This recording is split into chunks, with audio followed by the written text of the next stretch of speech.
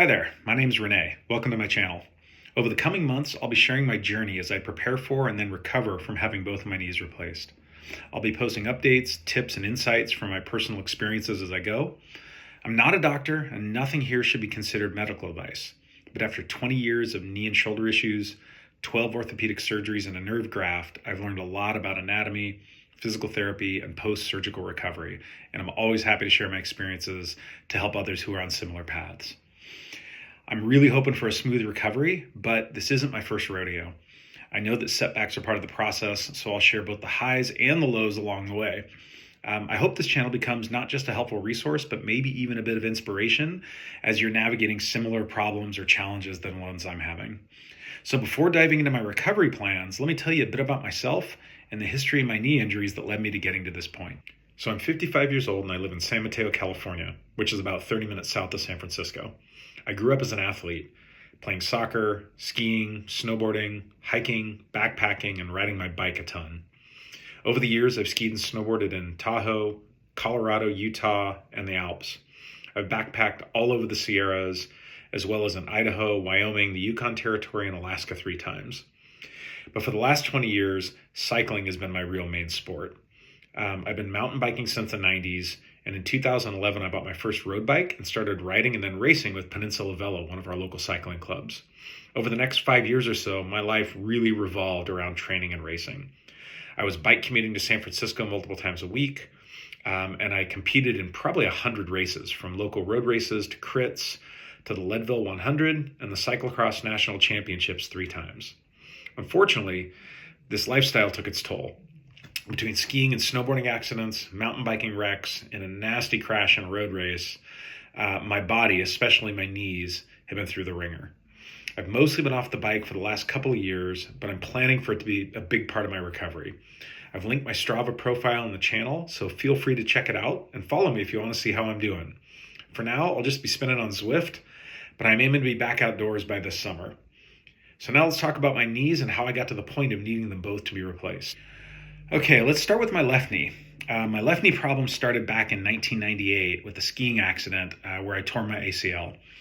After I had surgery, it was really good for about 5 years until I tore the meniscus in a mountain biking crash up in Downeyville. I can't believe I used to ride a hardtail on that kind of terrain back then. That was surgery number 2. Fast forward to 2015, I was in the heart of my road racing career and I got caught up in a really bad crash sprinting for the line in a crit. I hit the ground at about 35 miles an hour.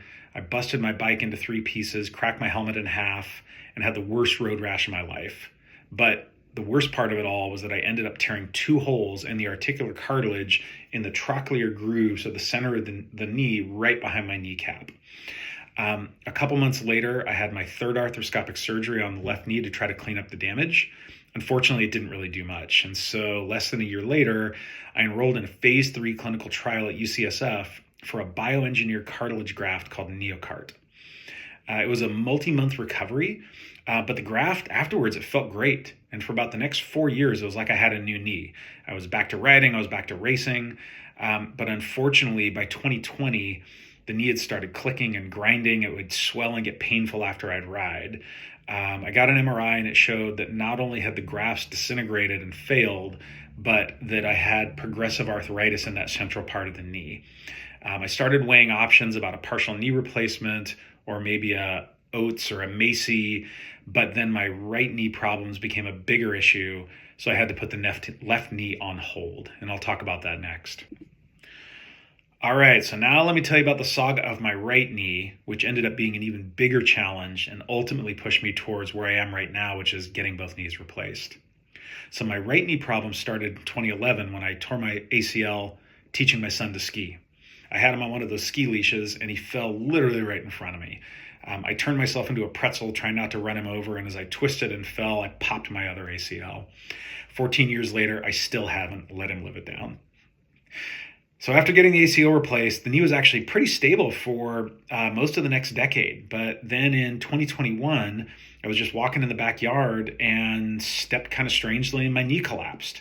And it turned out that the ACL graft had been stretched out over time and it wasn't properly supporting the knee. And so it was pivot shifting. And that when I had stepped wrong, I'd actually torn the medial meniscus. So I went back down to Stanford, and my surgeon that I worked with in the past, he suggested that since the ACL was just stretched and not torn, that rather than doing an ACL revision and pulling it out, that we clean up the meniscus and whatever scar tissue was in there, and then do what's called an LET, or a lateral extra-articular tenodesis, which is where they strip away part of your IT band and then use it to cross-brace the knee and reinforce the ACL from the lateral side, or the outside of the knee, to give it stability. I went through the surgery, and initially it seemed really successful. I got through PT, my knee felt stable, and my strength was coming back. But then, unfortunately, about 4 months later, I had a really bad situation that really led me down a bad path.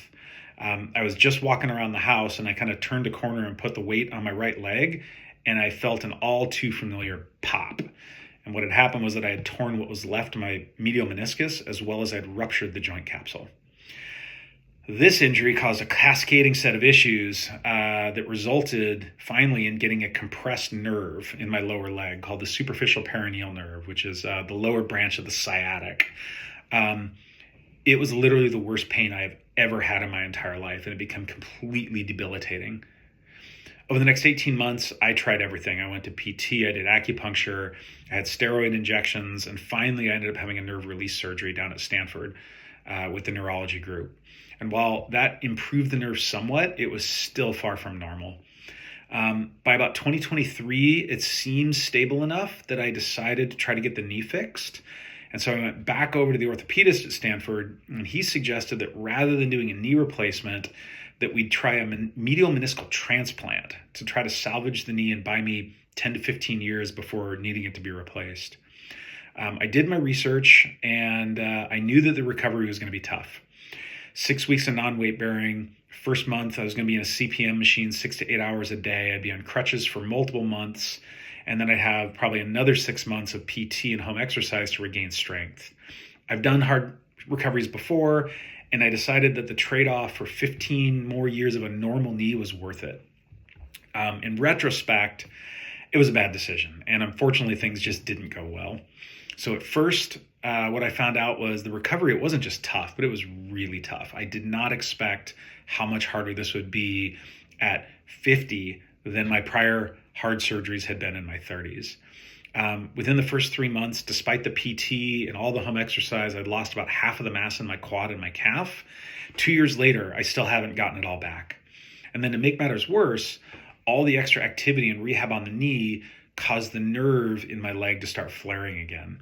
And it got so bad that in early 2024, I ended up needing another surgery where they actually took out a 5-centimeter section of damaged nerve and put in a nerve allograft. I still don't have feeling on the outside of my ankle or on the top of my foot, but the pain is definitely a lot better than it was, and hopefully the sensation will come back with time. That's the reason we did the graft. And then finally, this October, my absolute worst nightmare came true. I was on a business trip over in Europe, and I went to stand up from my desk sitting in my hotel, and I literally just felt something tear in my knee, and I immediately knew something was wrong. I got a MRI after I got home. It was a tough trip home with the knee the size of a grapefruit, but that confirmed that not only had I torn the meniscus transplant, but now there's progressive damage to the articular cartilage and scarring throughout my knee. So after talking to my original surgeon and a knee replacement specialist, I finally decided that it's time to just bite the bullet and get both my knees replaced. So that's where I am now.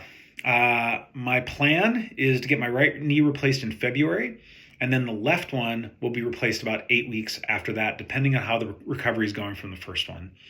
I'm going to be getting it done at the Institute for Joint Replacement over in Fremont by Dr. Bonner, and he's going to be using a robotic assistance to minimize the risks, especially with my nerve issues, and they'll come up with a plan, probably going in slightly medially, that ensures that they don't disrupt that nerve. So I'm currently walking with a cane. I'm using a knee sleeve and a brace when it really starts to hurt. I'm not doing PT right now. I know everything they'd have me do. So over the next week, I'm just going to be focusing on stretching, trying to get my range of motion back, a little bit of strengthening as I can, some core work, and doing some light spinning on the trainer, 15, 20 minutes every day or every other day to try to prepare my body as best I can for the surgery. So that's it. That's my story. And if you've made it this far, I really thank you for following along. As I said in the opening, I'm going to be posting updates about both my pre-surgery prep, post-surgery, and sharing progress throughout my recovery. If you have any questions and you're going through a similar journey, drop me a comment and I'd love to hear from you.